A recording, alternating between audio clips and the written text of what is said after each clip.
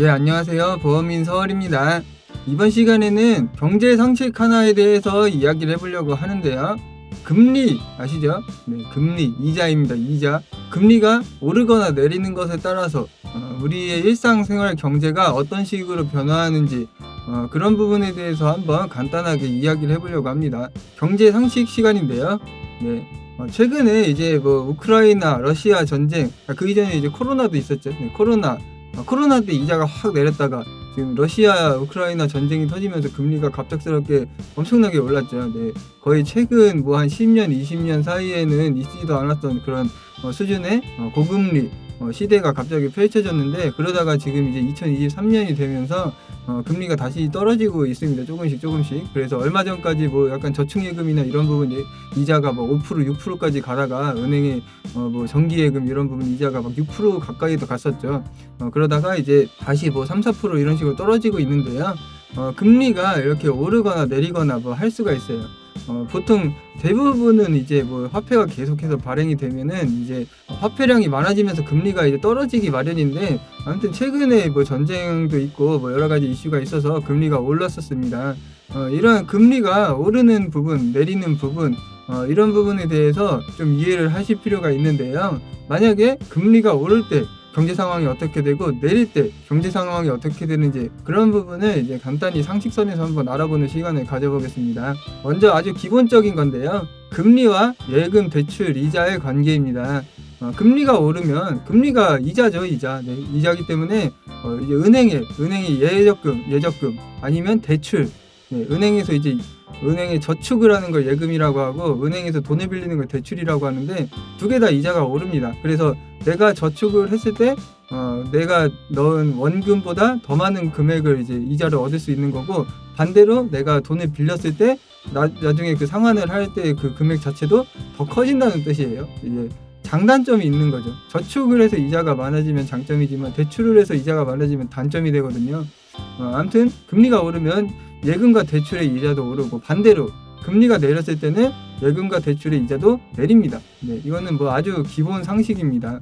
자, 그렇다면은 이제 금리가 오르거나 내릴 때 저축 또는 소비 경향은 어떻게 될까요? 금리가 오르면 사람들이 저축을 하게 되겠죠. 저축을. 네, 열심히 저축을 합니다. 왜냐면은 내가 돈을 얼마 500만 원, 1000만 원 이렇게 갖고 있으면은 그 돈을 똑같이 저금을 했을 때 금리가 오를 때 이자가 더 많이 붙고, 금리가 내리면 이자가 덜 붙기 때문에 이자가 많이 붙을 때 은행에 더 많이 돈을 넣겠죠. 네, 그래서 금리가 오르면 저축이 늘어요. 그리고 반대로 또 뭐가 있냐면 대출이자도 오릅니다. 금리가 오르면 앞서 보셨던 것처럼. 그러다 보면은 대출을 덜 받게 되죠. 네, 대출이자가 오르면 대출을 덜 받습니다. 그 말은 즉슨 이제 소비를 덜 하는 거예요. 사람들이 대출을 받고 뭔가 물건을 사거나 그런 경우가 굉장히 많은데, 이런 소비가 줄어들게 되죠. 네, 그래서 결론적으로 금리가 오르면 저축을 많이 하고 소비가 줄어들고, 그래서 실질적으로 경제가 이렇게 활성화가 좀 덜 되게 되는 그런 경향이 있습니다. 반대로 금리가 내리면 저축을 해도 이자가 별로 안 붙기 때문에 사람들이 소비를 할 수 있고, 또 약간 투자를 할 수도 있고, 대출, 영끌이라고 하죠. 영끌, 대출 받아서 투자를 하자, 네, 이런 식으로. 그래서 굉장히 화폐가 많이 시장에서 돌고 소비 같은 부분이 아주 활성화가 될 수 있다. 네, 그렇습니다. 그 다음은 이제 금리와 투자인데요. 이 방금 제가 앞서 말씀드렸던 것처럼 영끌 이런 말도 하잖아요. 금리가 내렸을 때 대출까지 해가지고 어딘가 투자를 하거나 그래서 더 많은 이익을 얻고 그런 경우도 있는데, 아무튼 이런 금리가 오르거나 내리는 것에 대해서 투자의 방향성도 살짝 달라지게 됩니다.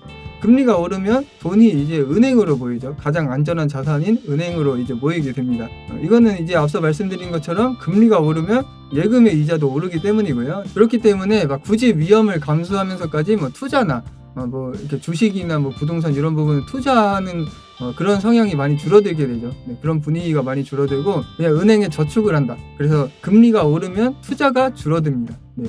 반대로 금리가 내려가면 은행에 저축을 해봤자 이자가 얼마 되지 않기 때문에 사람들이 높은 이익을 실현하기 위해서 부동산이나 주식 같은 데에 투자를 더 많이 하게 되죠. 금리가 내리면. 그리고 아까 말씀드렸던 것처럼 대출이자가 작기 때문에, 금리가 내리면 대출이자가 작아지기 때문에 대출을 받고 그 돈으로 투자를 해가지고 이익을 더 많이 실현하는 그런 상황도 펼쳐질 수 있습니다. 자, 이번에는 금리와 환율입니다.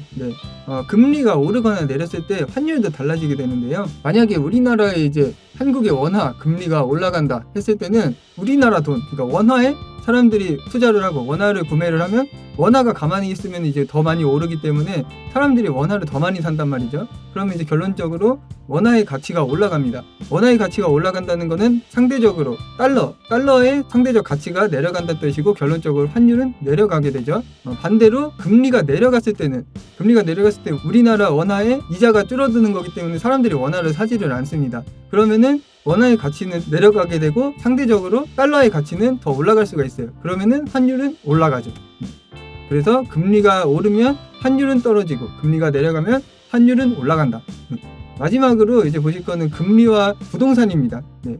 이 부분은 사실 아까 보셨던 금리와 투자 부분과 거의 동일하다고도 볼 수 있어요. 부동산을 구매하는 경우는 대부분 대출을 통해서 하는 경우가 많아요. 부동산은 워낙 비싸니까 뭐 억 단위잖아요. 억 단위. 집을 사든 땅을 사든 뭐든 간에. 그러니까 대출을 받아야 되는데 부동산을 구매하기 위해서는. 근데 금리가 올랐을 때는 대출이자가 올라가고 금리가 내려갔을 때는 대출이자가 줄어듭니다. 네. 당연히 앞서 다 말씀드렸지만은 대출이 활성화가 되는 거는 이자가 작을 때예요. 금리가 내려갔을 때. 그래서 금리가 내려가면 대출이 활성화가 되기 때문에 그만큼 부동산도 더 많이 삽니다. 네. 그렇게 되면 결론적으로 집값도 올라가죠. 수요가 많아지니까. 하지만 금리가 올라갔을 때는 대출이자가 올라가기 때문에 사람들이 대출을 안 받아요.